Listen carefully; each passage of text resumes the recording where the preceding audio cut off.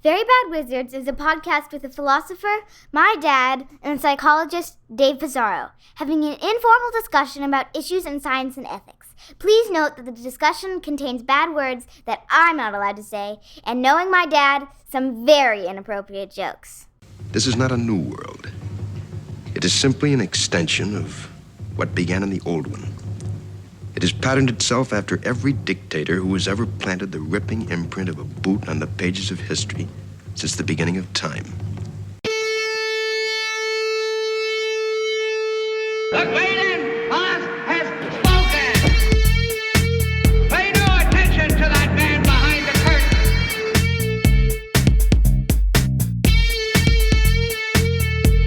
Who are you? Who are you? A very bad man. I'm a very good man. Good man. They think deep thoughts, and with no more brains than you have. Pay no attention to that man! Anybody can have a brain. You're a very bad man. I'm a very good man. Just a very bad wizard. Welcome to Very Bad Wizards. I'm Tamler Summers from the University of Houston. Dave, your LA Lakers have their backs to the wall, down 3-1 to the Timberwolves. Be honest, does some part of you just want it to be over? Yes. Like, it didn't even take me that long to realize it. Like, just put us out of our misery. This is terrible. This is like a manufactured team that was like poorly manufactured, you know? Like, I think in the long run, it could work out for you to have Luka, but when LeBron leaves. Yeah. He's been good, though. He's been really good. It's just the Timberwolves are really good. Yeah. Well, they have heart. Yeah, that's right. And they play defense. Yeah, and they play defense. And you know what? LeBron, like putting aside my LeBron hatred, he's 40. Like, we can't expect that much, you know? Like, we can't like be like, oh yeah, he's going to carry our team. The guy's doing shit that no other athlete in the history of this sport has ever done. And he was incredible in the end of the last game. Now he didn't score, but he had two like unbelievable defensive plays. Yeah, and our coach played him for the entire second half in what is like the most inexplicable decision making ever. And Luka too, you know, And like Luka. he's All trying to five, sleep one yeah. off, you know. He had like a 12-pack of old Milwaukee the night before. Oh God! But your Celtics are looking like we're looking good. The Magic are a pain in the ass. We all want to just be done with them. I do love how almost violent these playoffs have been. Yeah, totally. Yeah. It really reminds me of the early 90s. Yeah, no, it's been like the best first round series. I mean, we should move on, but this has been so good. And I rarely watch like as many games that aren't Celtics games, but a lot of these series, they're just fun to watch. And the refs are letting them play. Yeah, multiple potential career ending injuries occurring. Yeah. They just shake it off. All right. So today, we're not going to talk NBA. So in the first segment, you, as always, want to get political. And we're going to talk about a recent incident of a cancellation at Cornell University. And then in the second segment, we are going to return to Borges and talk about his story, Shakespeare's Memory, which might have been the last story he ever wrote. It is definitely in his last collection of stories, and also Everything and Nothing, which is his tribute to Shakespeare. That is, we're not sure exactly what to call it. An essay, a poem, a short story, or a literary sketch. It could be any of those. Yeah. But both really great, and I'm excited for that conversation. Yeah, but first, let's talk cancel culture. You know that, like, if I want to talk about this, like, I'm pissed. And this just really pissed me off. And I kind of knew when we were talking opening segments, like what to do. I kind of just always in the back of my mind knew I couldn't help myself but like say, can you just let me talk about this? Because Cornell has just disappointed me, right? So the context is Cornell has, you know, I'm sure this is true of a lot of school, but Cornell has specifically made itself, given itself a lot of credit and preached a lot about being pro-free speech. Our new president, Mike Kotlikoff, wrote an op-ed in the New York Times published March 31st that was titled, "Universities like the one I run aren't afraid to let people argue." Now, I know he doesn't pick the title, but as I was telling you offline, it's as insufferable as the title makes it sound. Yeah. Where it's like this self-congratulatory piece. So he says, Cornell University recently hosted an event that any reputable PR firm would surely have advised against. Oh, God. On a calm campus in a semester unroiled by protest, we chose to risk stirring the waters by organizing a panel discussion that brought together Israeli and Palestinian voices with an in-person audience open to all. Now, I have to say, I like Mike Kotlikoff, our president. I know him a little bit. Sound We're like good friends. Well, almost. So every year, Cornell hosts a end of the year concert where we try to bring in like a fairly famous singer of some sort, like an act. We've had more or less famous people like Snoop Dogg one year, T.I. one year, whatever. Some years more famous than others. This year they had booked an R&B singer named Kehlani. Now, Kehlani is an R&B singer I've never heard of, like until this moment, but apparently she's been pretty vocal about being opposed to Israel's actions in Palestine and just generally being pro-Palestine. I guess a group of our students at Cornell thought that this was anti-Semitic and that we were promoting hate speech. Now, I would never have predicted how quickly and easily our administration folded. A few days ago, we got an email saying that they had rescinded the invitation to this singer Kehlani. And in the email, the president says, unfortunately, although it was not the intention, the selection of Kehlani as this year's headliner has injected division and discord into Slope Day. For that reason, I am rescinding Kehlani's invitation and expect a new lineup for a great 2025 Slope Day to be announced shortly. In the days since Kehlani was announced, I've heard grave concerns from our community that many are angry, hurt, and confused that Slope Day would feature a performer who has espoused anti-Semitic, anti-Israel sentiments in performances, videos, and on social media. While any artist has the right in our country to express hateful views, Slope Day is about uniting our community, not dividing it.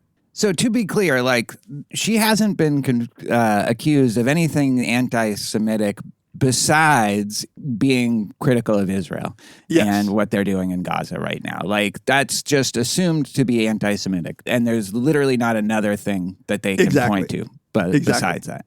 It's just so fucking, so infuriating. To quote back from our president's op-ed, do many in our academic community disagree with what those speakers had to say? Speakers I'll tell you about in a second. Sure, and that is in large part the point. Universities cannot be allowed to become echo chambers. If they do, they've lost their purpose. And in this op-ed, he refers to Ann Coulter, who was invited to give a talk here, got shouted down, and so they invited her back to speak again to make sure that she was actually heard.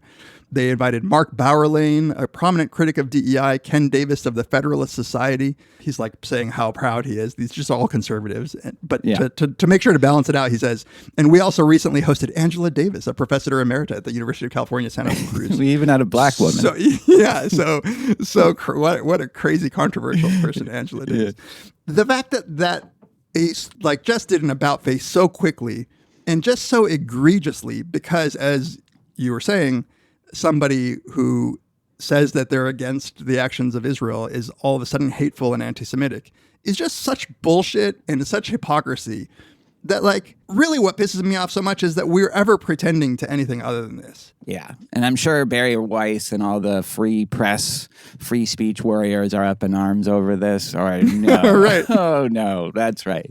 You're allowed to cancel people for this one reason, but that's it, being critical of Israel. Honestly, like, this is like unparalleled gaslighting right now that's going on. The conflating of anti-Semitism with anti-Zionism and being critical of Israel. Israel, who they've killed thousands and thousands of women and children. They're engaged, according to like a lot of scholars, of genocide, including some Israeli scholars of the Holocaust. They call it a genocide. Like, to be critical of that is to be anti-Semitic. It's so shameful for me, like, as a Jewish person. It's so dishonorable. It drives me fucking crazy. Like, they're literally abducting people off the street and sending them to a Louisiana prison because they co-authored an op-ed saying, like, we shouldn't sell arms to Israel. I mean, it's unbelievable. No, it's an absolute disrespect to any Jewish person who's against the actions of Israel. Kehlani responded, by the way, like I think yesterday maybe on her Instagram, calling me anti-Semitic is ridiculous, but specifically mentioned that she had early on worked with I forget the name of the organization of Jewish people that she worked with to speak out against the actions of Israel. Oh, Jewish Voice for Peace. Yeah, that one. Right. Yeah. I would be so upset if somebody called my speaking hateful and anti-Semitic because you're opposed to literally the military actions of a state, right? I mean, what other state can you be accused of hate for? Like, if you're against Russia, do you hate all Russians? Like, it doesn't make any sense. Like, it's so infuriating. Like in Texas, new hires, they started this, I'm pretty sure after I was hired, so I never had to do this, but this is at all public like institutions. You have to sign pledges to not do BDS, boycott, divest, sanctions of Israel, of a foreign state. Serious? It's like we're fucking cucks for Israel. It's such a disgrace. Like anytime there's some petition not in our name for writers or academics or anything like that, I sign it because I just want no part of this. Like I find it, it hurts me, not just because of the immorality of it, but the lack of any kind of dignity. And of course, all it does is further anyone who had the idea that maybe powerful, rich Jews and Israel have an outsized influence over our institutions. I mean, at this point, that's not a conspiracy anymore. That's just like the plain facts in front of our eyes. And it's like, and it's also really like scary that way. It's scary, shameful, disgraceful, all the words that you said, and absolutely gaslighting. I just want to read you this part from the op-ed. What is key to our commitment to open inquiry is ensuring that all voices from every point on the political spectrum can be heard. When student groups invite controversial speakers to campus, we don't intervene and we don't weigh in as long as we are confident the events can be held safely. By the way, they were going to make her sign, or they had made this artist sign something saying that she wouldn't make political statements when she performed. Right. Like, what's that band, that Irish band? U2. At Coachella, Kneecap, where they were like, fuck Israel, stop the genocide or whatever. So Cornell didn't want any part of that. And that's fine, And I know, like, I have no issue with Cornell getting them to say, just don't at this event. Yeah. And I know what people will respond to this, which is that the president said that they would host reasoned debate, but this isn't a reasoned debate. This is just a singer. But that's such bullshit. Think it's bullshit. Yeah, that's 100% bullshit. You know that this was because a group of people pretended that this could be considered hateful or anti-Semitic, and there's a lot of money and a lot of political pressure to honor those things, to cave to them, to submit to it, to just surrender all your dignity when confronted with it. It's just, that's horrible. Yeah. There was a group of PhD graduate students in Cornell's music department that wrote an op-ed, I think in the Cornell Daily Sun, saying like that this is like bullshit and shameful. And that, again, it's using different rules. So apparently in 2005, when we invited Snoop Dogg, a group of people said like, hey, we don't want Snoop here. His lyrics are misogynist, like he's anti-woman. Mm-hmm. And what they did was host a series of events, like, around the day of the concert where people could talk about this, where there would be like forums to discuss whatever, misogyny in music. Mm-hmm. So it's not like we haven't had controversy with artists before. A lot of artists are controversial and have opinions that are offensive to some subset of people. And it just seems like if the spirit of Cornell's administration, if the spirit of what they're trying to communicate is really going to be upheld, they should have at least tried to do something like that. And honestly, what's wrong with listening to an artist whose opinions politically you don't like? Like, I do that all the time. Just fucking develop some skin about this. This op-ed is unbelievable. Isn't it? It's Was I surprised when the discussion was almost immediately interrupted by protest? Disappointed, yes, but not surprised or deterred. We had expected it and we were prepared. Oh my God. It's so bad. It's so bad. who writes that way? What editor let him write? Like, if Cornell were a business, we might have called the event a failure. The news coverage displayed only the disruption and ignored the rest. Fortunately for our students, Cornell is not a business. We are a university, and universities, despite rapidly escalating political, legal, and financial risks, cannot afford to cede the space of public discourse and the free exchange of ideas. Yeah. I mean, this is so bad, even if you hadn't then betrayed every part of it like 2 weeks later. Oh, man. I know. The fact that it's so close in proximity makes it just like, wow. Like, what happened? You know, he's literally, genuinely, like, I think, been principled, or at least stuck to his guns. Like, I don't know if principled, but consistent. And, like, he just bent the knee, I guess. Yeah, it's probably a fairly thankless job, except that you get paid like $1.5 million or whatever. But he was our provost before, and I've been in meetings with him where, like, you know, people would come just so angry and yelling at him, and he always just like took it in stride. Yeah, I think that's the job of the provost and probably president, is to eat shit from like the politicians and the exactly the board, the politicians. Donors. Yeah. This is the end of it. Only by defending democratic values and norms and educating our students to carry them forward in all their complexity and challenge will we safeguard the future of our institutions and our nation. Oh, God. Saying it. He should come, like, this is like a seppuku, like... yeah, it is a moment.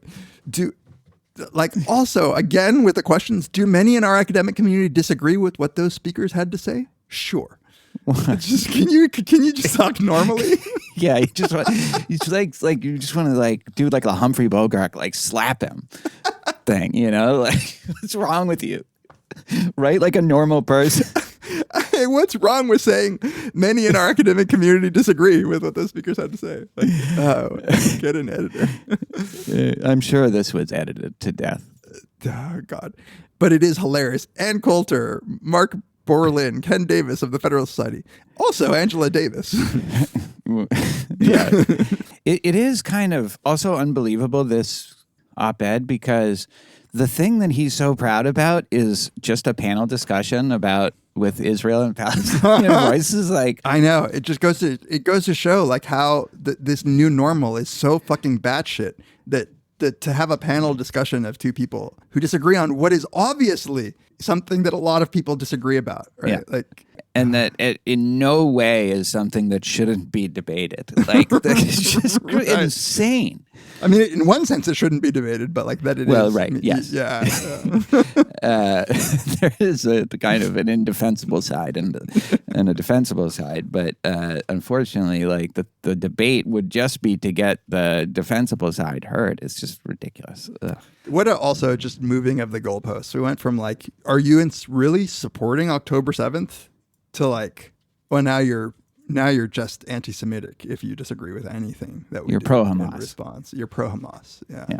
And it's just like, it's been like that, honestly. Like, obviously, it's worse right now with Trump, and especially with the international people, anyone who's not literally a citizen for now. But like, this was all happening under Biden, too. There was the crackdown on the protests, donors forcing universities to suspend all these students and fire any professors that was just a more sanitized version of what's happening now. And it's just, I guess if there's one positive thing to take from this, it's that as the repression gets this absurd and this like over the top, it's just a sign that this is unsustainable, that we're going to have this be part of the political conversation, whether we continue to support this or not. And it's always been this thing that has been very marginalized up till, the last 5 or 10 years. But now there's just too much out there, and they're having to resort to the kind of tactics they never had to resort to before.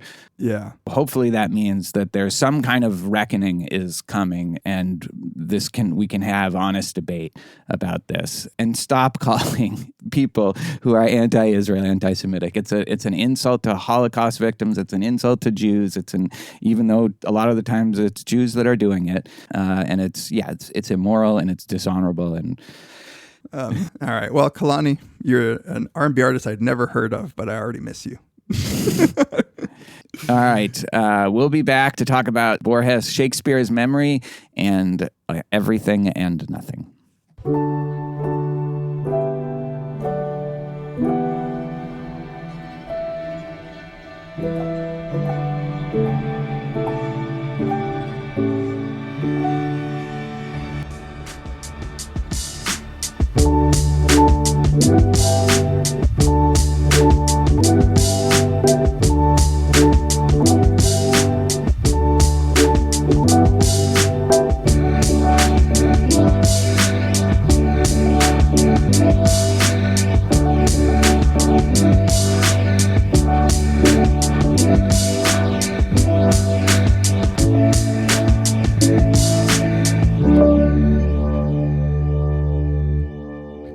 Welcome back to Very Bad Wizards. This is the time on the program where we like to take a moment and thank everybody for interacting with us, emailing us, tweeting at us, commenting on the various social media sites. Really enjoy that. So if you would like to email us at verybadwizards@gmail.com. You can tweet at us at peas, at Tamler, or at verybadwizards. You can follow us on Instagram, like us on Facebook, join the subreddit, the independently run subreddit. And one thing that would really help us out is if you would rate us on Apple Podcasts or Spotify or whatever podcast app you use. It helps other people who might like the podcast find us. If you would like to support us in even more tangible ways, you can give us a one-time or recurring donation on PayPal. There's some swag at our support page that you can find.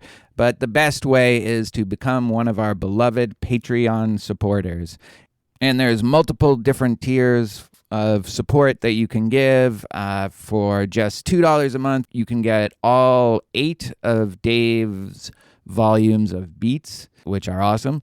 And at $5 a month, you hit our bonus episode tier, where you'll hear our monthly Ask Us Everything episodes, an entire series devoted to the best television show of all time, setting aside possibly Twin Peaks, Deadwood. Dave and I did deep dives on every single episode of Deadwood, and it's probably the best thing we've ever done. And then just, I would say, at least 100 bonus episodes on all kinds of things, movies, Star Trek episodes, ghosts. And we have a summer series that we're going to start very shortly on noir films. Classic noir, maybe some neo-noir. We're starting out with the great 1955 Robert Aldrich film, Kiss Me Deadly. We'll be recording that soon. At $10 a month, you get to vote on an episode topic, and I think we're about to do either this episode or next episode, our Joseph Campbell. That was the winner of the last vote. You also get access to our 5-part Brothers Karamazov series, which we originally put out with some other company. I can't even remember what they were. And then at $20 a month, you can ask us a question every month, and we'll answer it in video form for you and audio form for all of our bonus episode tier listeners. We really enjoy those. We had to delay. We were going to record today, and we are closing questions because we have a bunch. We had to delay because of an illness on one of our parts. So thank you so much, everybody, for all your support, however it comes, all your interaction, however it comes. Let's get back to the episode. This is a fun discussion on these 2 Borges pieces. All right, let's get back to Borges, and it's so good to be back. It's my happy place. Yeah, we haven't done one in like a while, it feels like almost a year. That might not be true. In any case, we're going to talk about one of his last stories, possibly the last story he ever wrote in the 80s, like I think 1983, first published in Spanish, Shakespeare's Memory.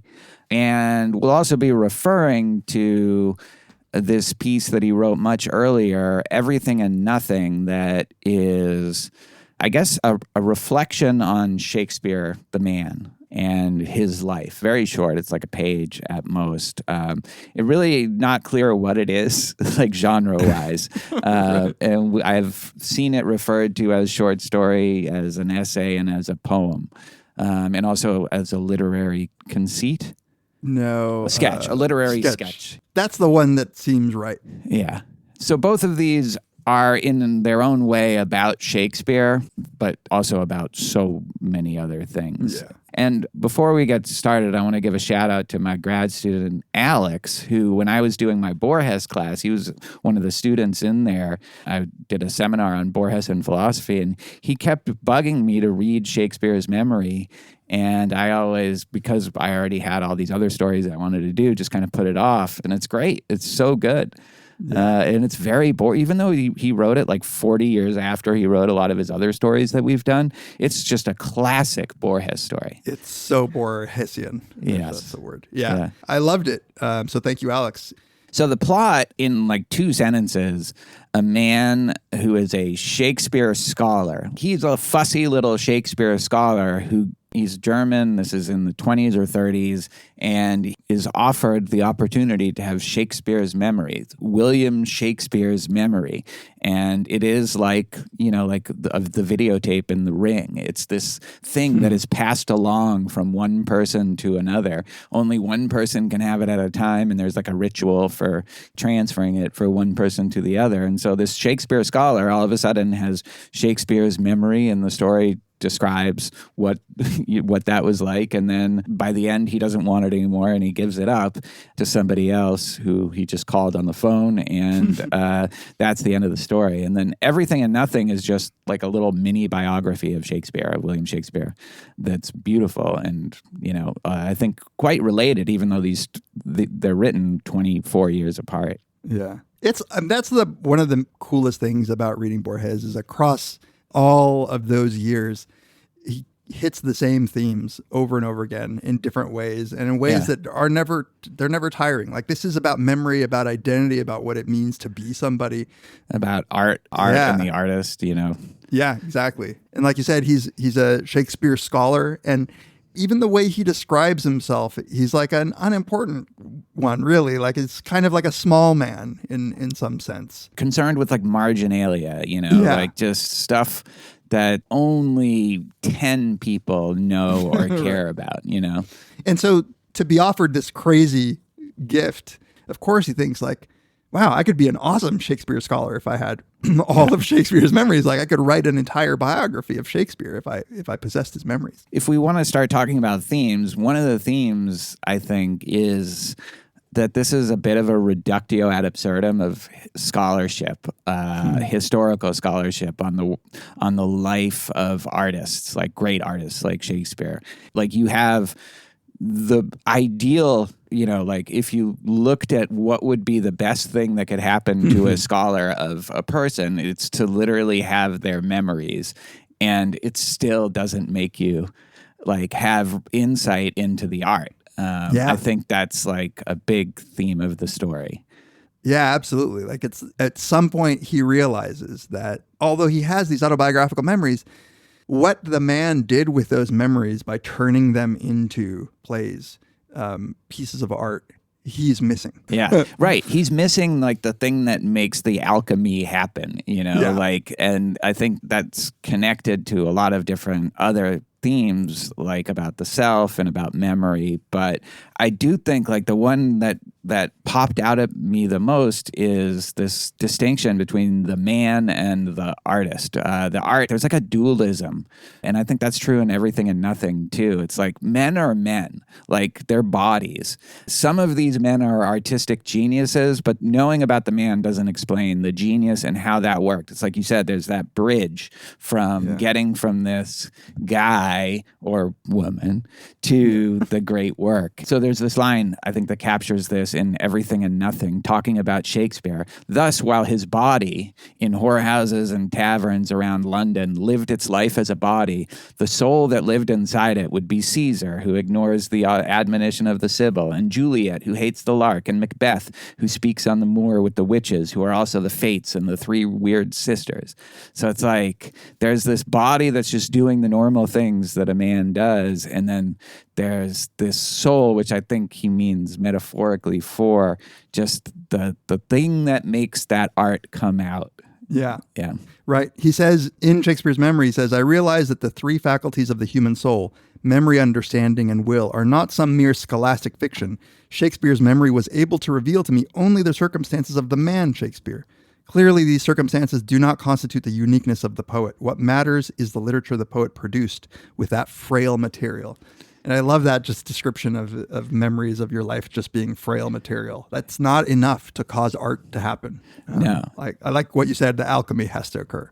Yeah. And it doesn't even really help to have the memories. You get the sense. I mean, there's a few interesting things that it does. He learns a few things he's able to interpret, but there's this great line where he says, I published something saying that one of his sonnets was actually about the Spanish Armada, and he forgot that Samuel Butler already did that 100 years earlier. So it's even though that was an insight for him that he probably wouldn't have had, someone had already come up with it already. Yeah. Totally. So in the story, the person who gives him these memories was just a guy that he meets through a mutual acquaintance who tells the story of how he acquired all of Shakespeare's memories. So Daniel Thorpe tells him, I got it during the war. There was this guy who was dying, and in his last sort of dying words, he told me, I have Shakespeare's memories. All you have to do is say that you'll accept them and they'll be yours.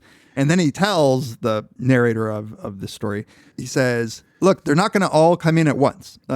You're not going to all of a sudden have his memories. They'll come slowly, and you can't force it. So don't construct memories. He's like, the memory has entered your mind, but it must be discovered. It will emerge in dreams or when you are awake. When you turn the pages of a book or turn a corner, don't be impatient. Don't invent recollections.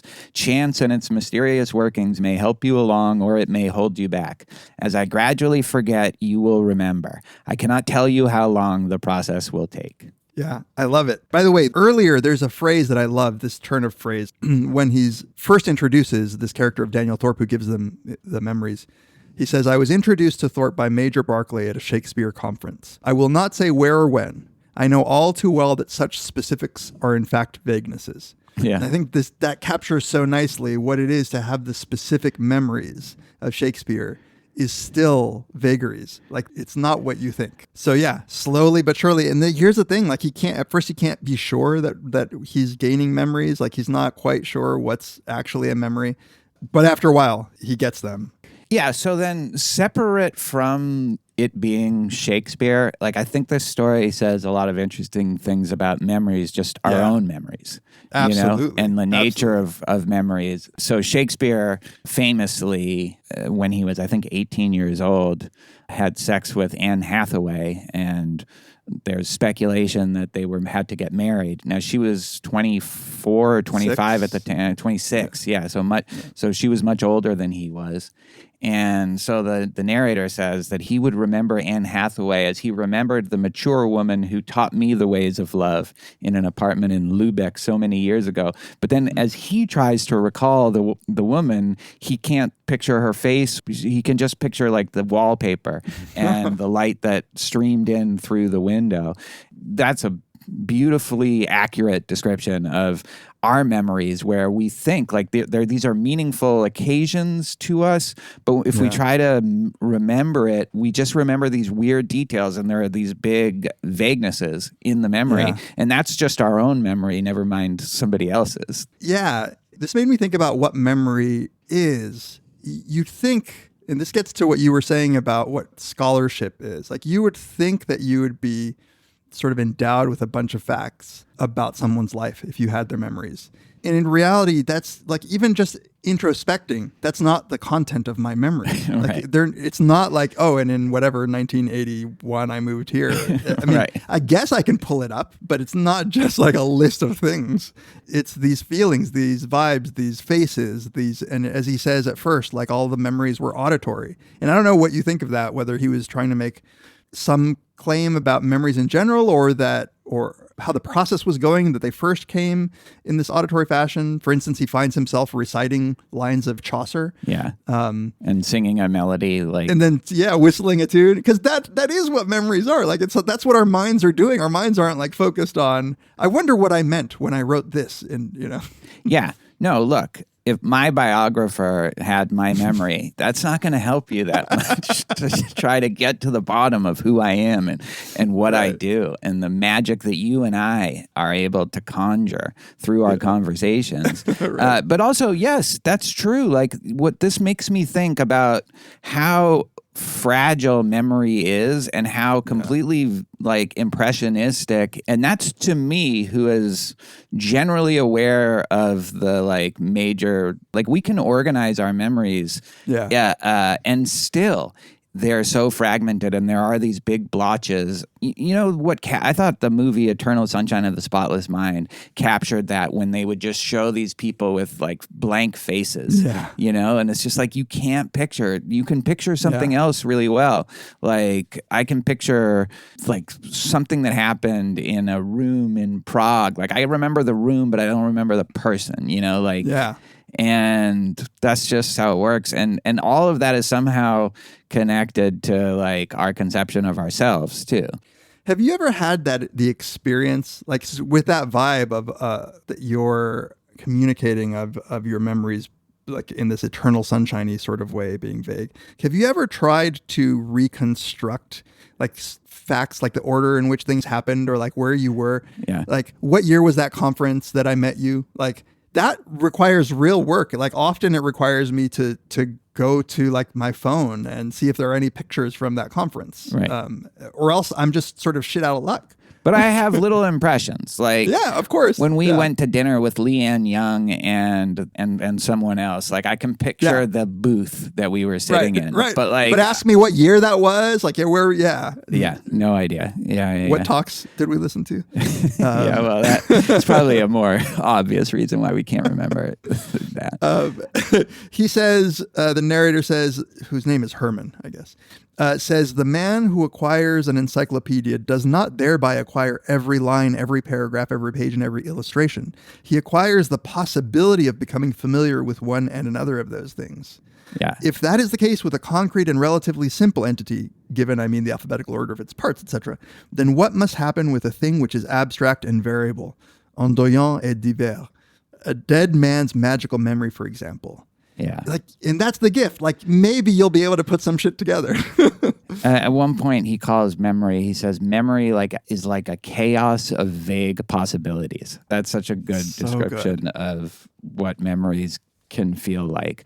Okay, can we talk about the connection of memory and the self, or memory and identity? There's this great line late in the story where this is where he's starting to lose track of like who's Shakespeare, and like he sees all these trains at the station, but he doesn't know what trains are. And he says, at first the waters of the two memories did not mix. In time, the great torrent of Shakespeare threatened to flood my own modest stream, and very nearly did so. It's so good. And then he says, since personal identity is based on memory, I feared for my sanity. And I just love how he tosses that off. Just like, oh yeah, personal identity is based on memory. Like, and then just, that's it. Like he just drops it in there.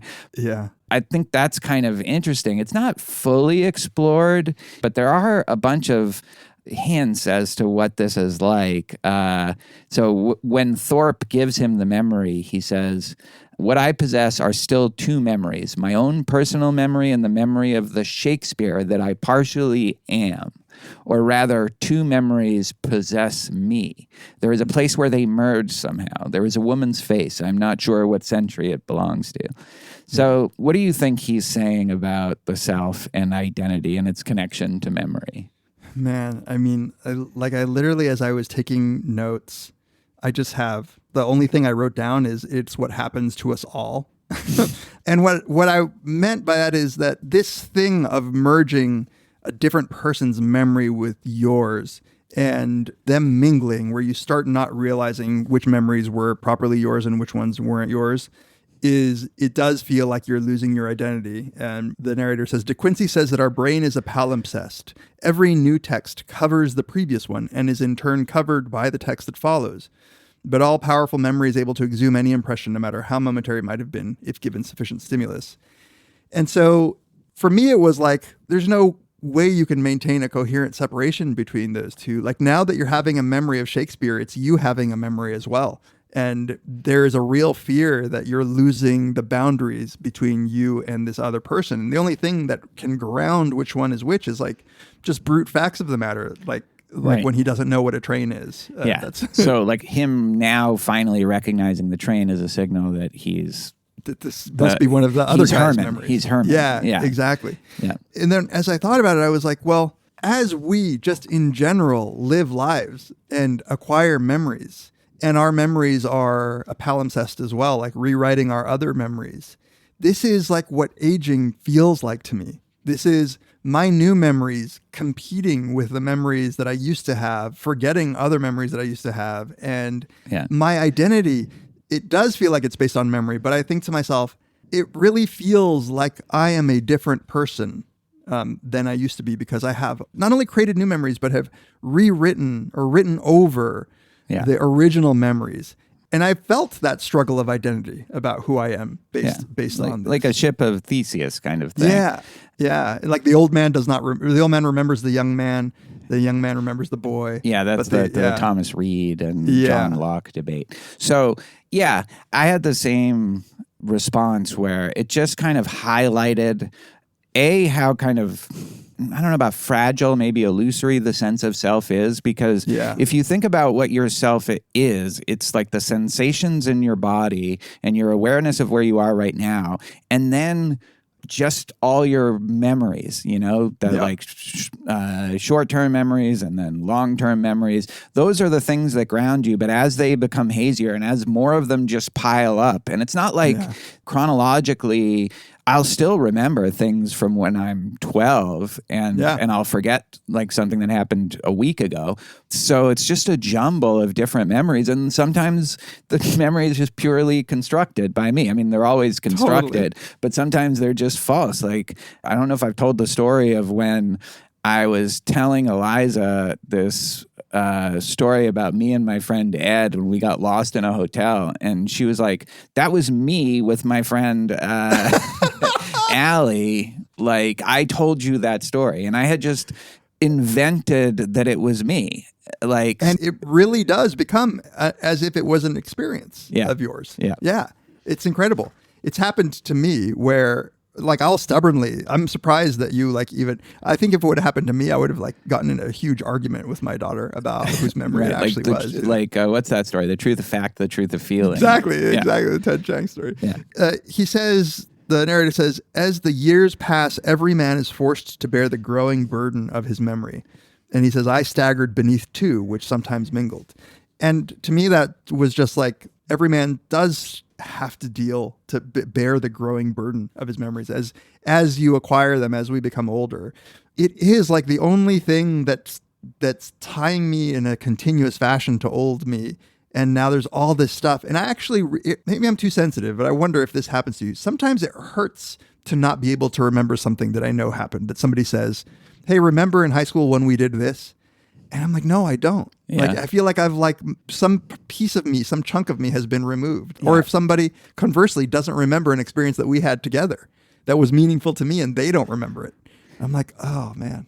I get like a little vertigo, but that happens to me all the time. Because I have some friends that will remember like every little thing, it seems like, that happened from in high school or college or whenever it is. And I'm just not like that. I have really specific sporadic memories from like 30 years ago or whenever, but I don't like have a very good memory about all that stuff, and I've come to terms with it. So it does, but there are times, and usually it's something a little more recent than that, where somebody will tell me something like from when I was at University of Minnesota Morris, for example, so maybe like 17 years ago or something like that, and I just will have no memory of it, and I get a little like, wait, so what am I then? What was this? But, I was here for 10 years or whatever. And it's like, what do I have left in my mind that represents this? And I think, obviously I'm through my practice of meditation and all this, the Buddhist and other kind of reading about, non-dual conceptions of the self. I already kind of believe that the self is an illusion, and all this does is give more support for that view. And I think Borges himself, that also comes out in Borges. I think he, like when you're talking about Shakespeare, like you're talking about just this flow of, I don't want to say information, but this flow of something that, leads to this kind of ordinary guy that reads a lot of great literature and is able to somehow transmute that into, like unparalleled masterpiece after unparalleled masterpiece, and then just retires and goes back to being an ordinary guy that worries about debt and worries about, like love affairs. And there's not a real clear continuum. And so like at the end of Everything and Nothing, Shakespeare talks to God. So this is how it ends. He says, history adds that before or after he died, I love that. Yeah. That before or after he died, he discovered himself standing before God and said to him, I, who have been so many men in vain, wish to be one, to be myself. God's voice answered him out of a whirlwind, like Job. I too am not I. I dreamed the world as you, Shakespeare, dreamed your own work. And among the forms of my dream are you who, like me, are many, yet no one. So it's pretty explicit there almost. It's just like Shakespeare is part of this wave that just came out of God, but God considered, I think, here very abstractly. Yeah. We're many and no one. He's everybody he read and met and his experiences, and also none of those things. It's just words can describe that differently. Yeah. In the Everything and Nothing, he talks about having this sort of sense that there was nothing in him, which is, like you could read it as there's something wrong with Shakespeare, right? Like, so sometimes we've alluded to this reading of what an actor is. Like an actor is portraying so many different people that that he doesn't develop his own self. And so you could read it that way. But the realization truly is that we are all nothing. We are all the content of whatever it is. Shakespeare was creating these characters and inhabiting them as an actor. And that was satisfying to him because he could pretend that he was an actual person. But the people that he was pretending to be probably had that same feeling in them that they were empty. So we're all just layers of pretense, all the way up to God, who doesn't know who he is either. Right. Who's also everyone and no one. Yeah. I do love this sort of treatment of Shakespeare as somebody who was motivated by like kind of a fear, like that other people might be real people and he wasn't. And that this is what motivates him to create these like amazing literary works so that he can portray them on stage, so that he can, during the duration of the play, be Caesar. Yeah. But then he's hit with such disappointment at the end, right? When the curtain goes down. Yeah, it says, instinctively, he had already trained himself to the habit of feigning that he was somebody so that his nobodiness might not be discovered. But I think exactly like you said, we're all have a nobodiness. But some of these nobodies just get to be part of like the greatest works that we've produced, and others get to be like Herman, who are just these like German little academic scholars getting mad about some insert in a 1892 version of like the first folio or something. Like that's part of the ocean too. It's just not like an interesting part of it, Yeah. There's a part that I like, the part of the Shakespeare's memory story that relates to the Everything and Nothing. It's when he's talking about the goal that he had to write a biography of Shakespeare. Yeah. And then he says, I was naive enough to have contemplated a biography just as Thorpe had. I soon discovered, however, that literary genre requires a talent for writing that I do not possess. So I do not know how to tell a story. I do not know how to tell my own story, which is a great deal more extraordinary than Shakespeare's, which is an interesting thing to say. I want to ask you about. He says, besides, such a book would be pointless. Chance or fate dealt Shakespeare those trivial, terrible things that all men know. It was his gift to be able to transmute them into fables, into characters that were much more alive than the gray man who dreamed them. Yeah. Into verses which will never be abandoned, into verbal music. And it's that gray man who dreamed them that is just like in that sentence is the Everything and Nothing. Yeah. Have you ever heard spies talking about the gray man? The goal, if you're trying to disguise yourself when you're a spy, is to be a completely uninteresting person. Like every detail about you be boring and mundane, and they call this the gray man. Yeah. So that's your goal. It's not to like put on like crazy wigs or anything. It's you want to be somebody that's like so boring that nobody notices. Yeah. And I don't think the point is that Shakespeare was like especially drab and gray and boring compared to normal people. Like, I think it's more like an Amadeus thing where it's like Shakespeare was a guy like everybody else. In other words, we're all kind of gray men, but absolutely. He translates it into verbal music and And then this line, which follows what you just read, what purpose would it serve to unravel that wondrous fabric, besiege and mine the tower, reduce to the modest proportions of a documentary biography or a realistic novel, the sound and fury of Macbeth? Yeah. Good job, Herman. That's a good sentence. This is the best thing you've ever written. I totally agree with you. I mean, the mistake is to think that Shakespeare would be different.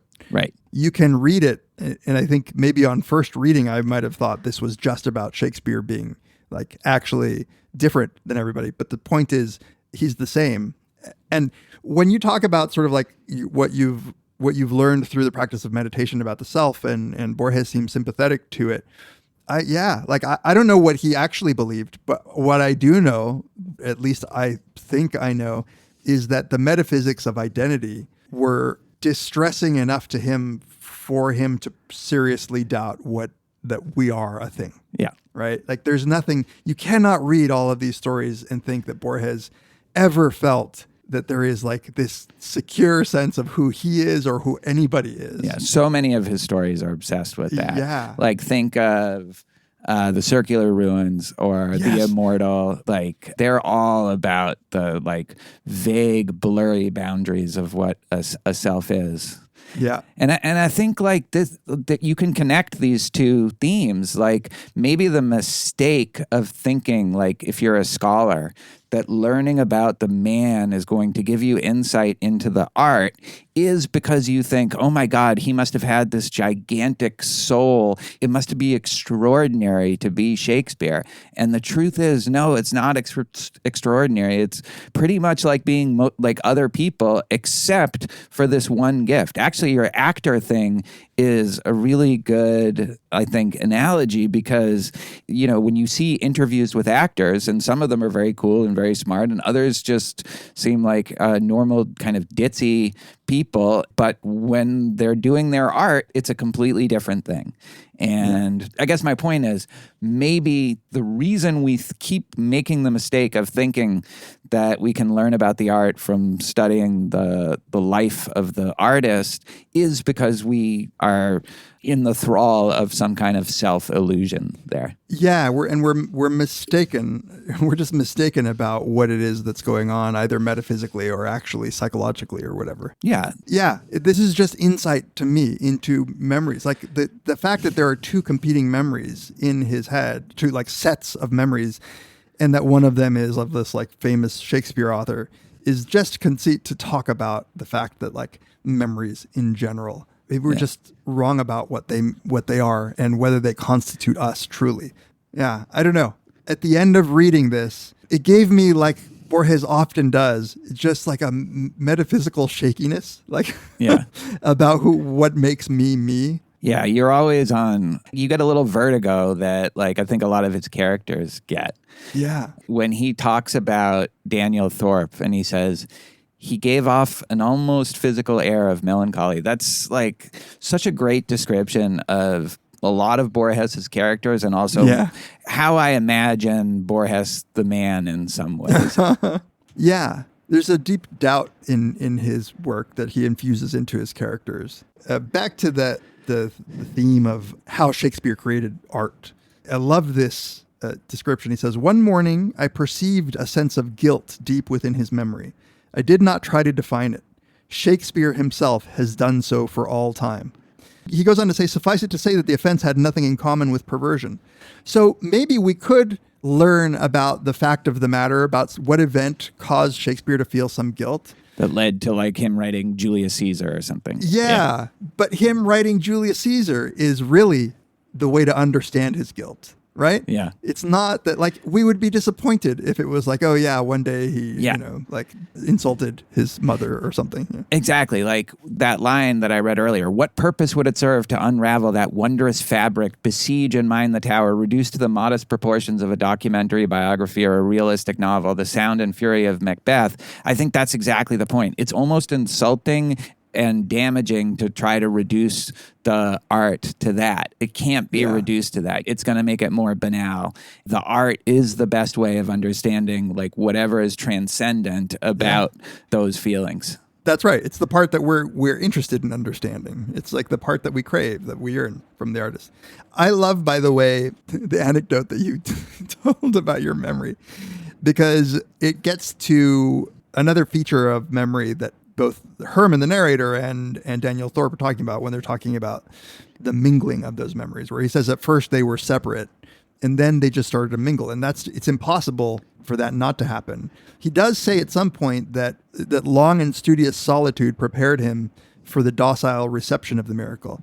And I took that to be that okay, if you sort of pause living your own life for a while, and you're not creating and generating new memories, then you're sort of giving room for those other memories to come in. Yeah. But then once he's living his life as Herman and these Shakespeare memories are coming in, they're just intermingling in a way that I think is just a sort of a nice way of discussing what happened with you and Liza, which is your memories mingle with other people. Yep. Like memories are it's a living document. It's the palimpsest that's getting written over. And sometimes it gets written over by other people. And usually this doesn't toss us into some sort of like identity crisis because we don't notice it. We just don't notice it. But in this fictional case where you really are given magically the memories of somebody else to live in your mind. Yes, absolutely. Like that, our memories are this commingling with other people, and there's a lot of memories that I have that are kind of based on other people telling me those stories, and so now I have them in my head. Like I wouldn't have remembered them on my own, and I think that applies to what he thinks about art, which is it isn't the product of one person; it's the product of a whole culture and tradition. So, like, remember when we talked about Borges and on the thing I put in Slack, they include that with everything and nothing. So in Borges and I, which is him trying to separate himself from the artist, it's actually quite relevant.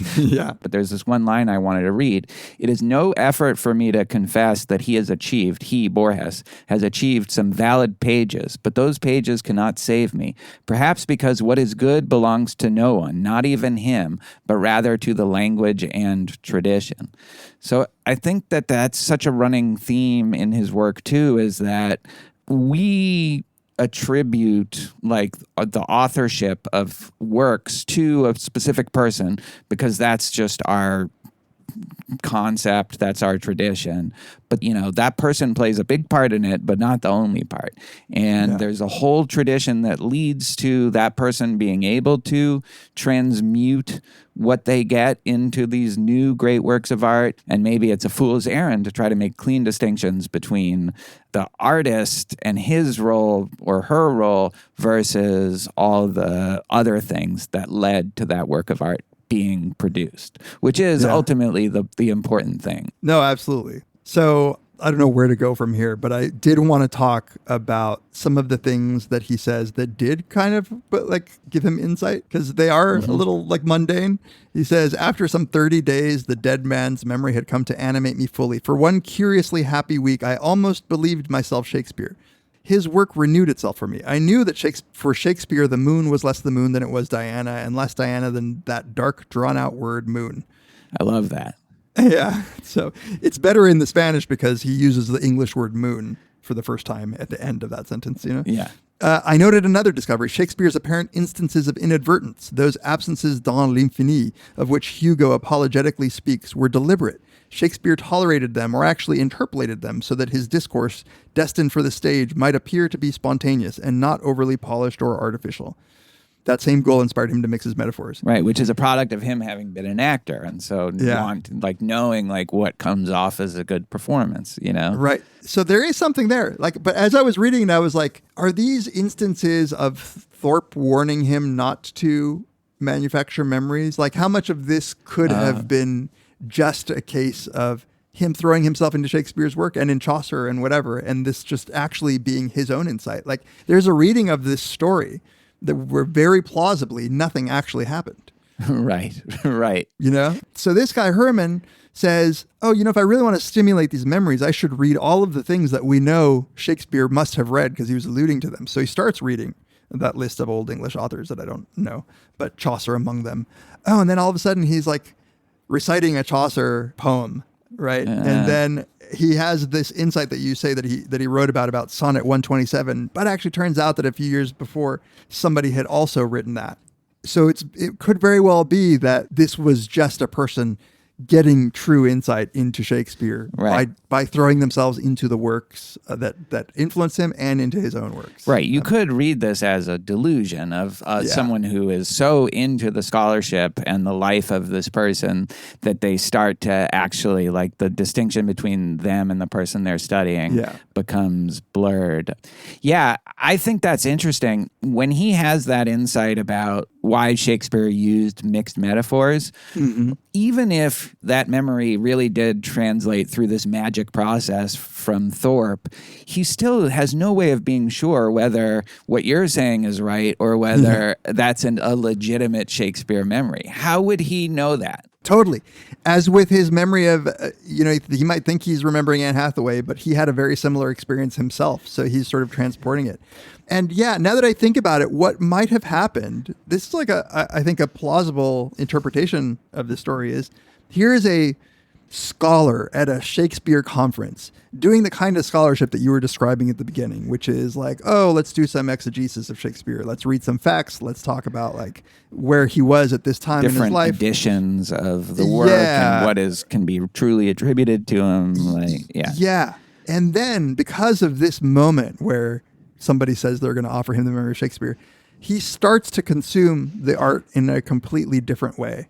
And it comes alive for him in a way that it had never come alive because he just hadn't been consuming the art in that way, like reading other works of art that might have had an influence on Shakespeare, really throwing himself into not like which edition and not like a tirade against the note that was put into the 1787 edition, but just really, really experiencing the art. Yeah. So if you wanted to carry that interpretation further, though, you would have to kind of explain what happens at the end. You have to think that maybe that made him just really lose his bearings and become unmoored when he sees great shapes forged in iron, wood, and glass, and doesn't realize that it's a railway station. So at that point, like maybe on your interpretation, he just starts to lose his grip. Lose it a little bit. Yeah. I mean, he does say, I think maybe even more seriously, is he says that he started to forget his own language. Yeah. Right. Yes. But again, that can happen like that. I've known people who grew up speaking a language and then spend enough time in another country that they start forgetting words in their own language they grew up with. I forget English words, Right. It would be kind of not funny, like I think it would be a meaningful to me interpretation of the story that's what's going on. But again, with Thorpe Borges, was like, I'm going to fuck with this Shakespeare scholar. Or someone fucked with him. Yeah. Yeah, right. And like then at the very end, some guy on the end of the other side of the phone is like, sure, whatever. He's probably like drunk. He's shit-faced. He's like, yeah, I'll take it. Yeah, but I think even if you don't go that far, like maybe he like the thing about remembering Ben Jonson drilling him about like Latin and Greek verses or whatever, like maybe that did happen. But when he comes to these more subtle recognitions, it really wouldn't be, even from his perspective, possible to know whether that's a real Shakespeare memory or all the stuff that I'm importing to that. And so it would destabilize you completely. Yeah. And I'm not partial to what level of magic occurred. Yeah. Because I think it's interesting. I think had Borges wanted us to be certain about it, he would have given us examples that were indisputable realizations that he had. Because his teacher making him recite Latin and Greek it's not something that you couldn't figure out, right? So if Borges had I think wanted to drive home like a preferred interpretation, he would have actually said like, oh yeah, he discovered this thing that nobody knew about him. But so I think like that would be very hard to do, actually. Like he has some pretty specific memories, and like you can always think, well, that's just it. I mean, I think that could be part of the point, is that it would be really hard to know whether you were just imagining. Maybe this is like the distinction between imagination and memory is also blurrier than we think. Yeah. I guess what I was thinking would make for a lesser story, but potentially another Borges story where, for instance, he remembers that Shakespeare hid a manuscript in like the crypt of a building of a church, right? And he goes, and in fact, it is there. Yeah. And there you could prove that that was, in fact, Shakespeare's memory. But I don't think that's what Borges is going for here. No. Borges is going for us to think about what it means to possess memories and what it does to your identity. And so in true Borges fashion, he's maybe leaving us a way to interpret this. Yeah. So then just to, like, another question for your interpretation and also for my conviction that this is a meditation on, if not the illusoriness of the self, the fluidity at the very least of the self. But then at the end, when he decides, I can't do this anymore, he says, quoting Spinoza, he says, the wish of all things, Spinoza says, is to continue to be what they are. The stone wishes to be a stone, the tiger a tiger, and I wanted to be Hermann Sorgel again. And this is when he decides to call people. I love that. Yeah, he just goes through the phone book and finds... randomly dialing. And if it's a woman or a kid, he's like, no, I'm not going to burden them. He's going to respect their vulnerable estates, he says. But, like, what does that even mean in this context to be Hermann Sorgel again, you know? Well, this is what I was going to say. So this is real... Because...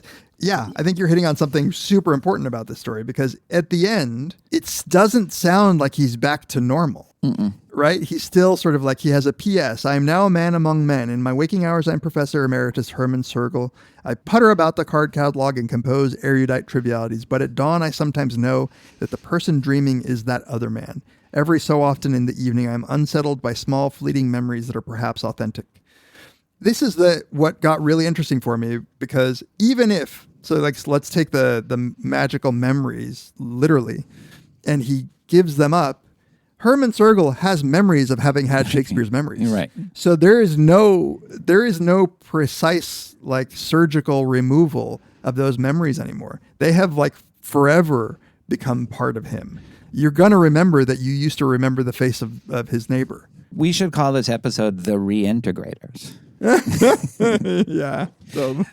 No, exactly. Like, and that thing that are perhaps authentic. There is absolutely no way for him to know the authenticity of it. I also love the last line, right? So he says, as he's trying to get rid of the memories, he felt the guest, Shakespeare's memory, would never leave him. And so he had to, like a palimpsest, right? Like he had to try to erase it by going to other works. And so he studied William Blake. He gives a little dig on William Blake. The rebellious disciples. I found it to be less complex than merely complicated. That is a little... why would William Blake catch a stray here? I know. And then he says, all of that leads him to Shakespeare. He hit at last upon the only solution that gave hope courage. Strict, vast music. Bach. Which is funny because he's German, but also Bach is kind of a perfectly abstract. It's not meaning anything. It's just the music. Yeah. It's math on a harpsichord is what I like to call Bach. Yeah. That's like the most non-personal thing, just to get Shakespeare out of his head. Yeah. It's brilliant. That's great. And I do love that everything led him to Shakespeare nonetheless, because it just says something about one, like, you're a Shakespeare scholar, so like all of the connections that you're going to make, like, are going to somehow bring you back to Shakespeare. But also, as he sort of mentioned, Shakespeare is hugely important in culture, so it's going to be hard to escape it. And then finally, if Shakespeare is the great artist that he truly believes him to be, how can you avoid having like most themes not being somehow mirrored, foreshadowed in something that Shakespeare wrote? So good luck, Herman, trying to rid yourself. It's like me trying to rid myself of Borges. Yeah. Thankfully, we don't have to. We don't have to. I do call people sometimes randomly and ask them if they want Borges's memories. Just to see what they'll say. Over under, how many people would you have to call before someone before a serious man said yes? Yeah. Would you say yes? I probably wouldn't. I would get a little freaked out about it. I would say yes. You would? Hang up. Yeah. You would like go through the whole ritual of it too? I'd be like, I accept Borges' memories. Yeah. Yeah. But yeah, that's probably because I don't believe enough, but like I want to believe. So like the risk of being shown that something like that could happen is worth it for me. Going back to like this idea of I wanted to be Hermann Sorgel again, I guess the idea is that he can't at this point, but it does imply that at least the narrator believes that there is something that it means to be Hermann Sorgel without Shakespeare. And I think maybe that's just his stubbornness. He's holding on to something, because I think if we truly take this as a metaphor for what happens to us, like I might want to be, not physically, but like I might want to be 25-year-old David. Like I want, right. And that's just, that can't happen. You know, maybe I'm stuck in like I'm 35-year-old David and I want to be there. That will never be available to me. And if I insist that that is truly who I am, then I'm just like being extra stubborn about the illusion that you refer to, right? And that's what I read there, where he's like, what is it even that you want to be? What does it mean to be that person anymore? Yeah, the whole story has like deconstructed that whole idea of what that means. And that's why he has to go into Bach, which is a little like Everything and Nothing, like going to God and being like, we're all just in a whirlwind dreamed. Yeah. And I like in Everything and Nothing, like going to be like a mundane businessman who writes a will that doesn't even refer to any literature. Right. That's sort of like his version of going to Bach. Yeah. He's losing himself in numbers, I guess. Yeah. And such a good, like having just read and taught Hamlet, which is also a deconstruction in some ways of the idea of a stable identity. Like it's really like a perfectly layered story in that way, like thematically. In Everything and Nothing, at that end part where he says, within a week he had returned to his birthplace where he recovered the trees and the river of his childhood and did not associate them with those others fabled with mythological allusions and Latin words that his muse had celebrated. His home just did not have the associations with all of the other stuff that he'd written. It was just his home. And then he says he had to be somebody. He became a retired businessman who'd made a fortune and had an interest in loans, lawsuits, and petty usury. It was in that role that he dictated the arid last will and testament that we know today, from which he deliberately banished every trace of sentiment or literature. Yeah. Well, that's like it's like Herman himself, right? It's the same arc. It's like he wants to be Herman again. He doesn't want to have to look at a tree and think, oh, that could be part of this myth where I'm like he just wants it to be a tree. And he wants to worry about things that normal people worry about. Yeah. So what do you make then of the end of Everything and Nothing? About the God? Yeah, where he's basically like saying, you're not, like you were nothing and I am nothing. And so... Well, we talked about this, right? Like, I think this is all one big ocean that we play a part of, but it's all fluid. Yeah. It all slips through your fingers. The moment you try to pin down what an identity, what a person is, it just slips right through your fingers. We're all dreams of God, metaphorically speaking, that sometimes produce these just like incredible masterpieces that people will be worshiping and learning from and enriching their lives with for, centuries. Yeah. And this central metaphor of the dreamer and the dreamed is throughout Borges, but he also has other things like mirrors and doubles. Yeah. And it's all just pointing to the same thing. And I think Lynch is the same way also. Like they're very similar in this respect. Like it's all just part of this unfolding and everything is a little bit of a delusion, a dream, an intermingling of memories and experience. In Everything and Nothing, there's this great line. Richard says that inside himself, he plays the part of many. And Iago says, with curious words, I am not what I am. The fundamental identity of living, dreaming, and performing inspired him to famous passages. And I think that's like Shakespeare was telling you over and over again, I am not like an essential like self. I am not what I am. Yeah. So good. So good. All right. Any final thoughts? I don't think so. I have post-Borges, whatever you call it.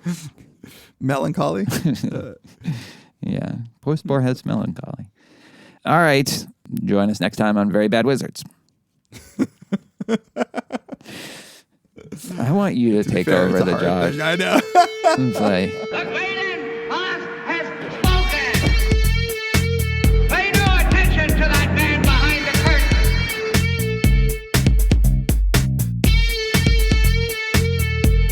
Who are you? Who are you? A very bad man. I'm a very good man. Good man. They think deep thoughts, and with no more brains than you have. Pay no attention to that man. Anybody can have a brain. You're a very bad man. I'm a very good man. Just a very bad wizard.